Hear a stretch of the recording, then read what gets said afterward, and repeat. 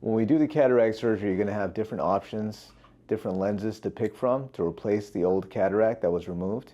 And these lenses will have different properties, so that's a very important decision. Here we try to give you all the information you could need to make an informed decision about it and pick the right lens for your lifestyle. There are three different kinds of lenses. The first kind is a basic type lens. What that means is that it's not fully correcting your vision.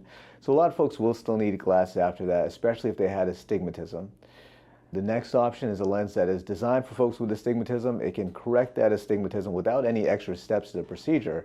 That allows you to see very clearly in the distance without any glasses, and then use reading glasses up close, which is a very desired outcome and something that a lot of people strive for.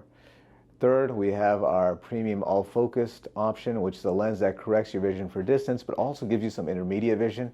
The idea there is that you're able to do multiple activities, switching back and forth between distance and up close without having to put readers on.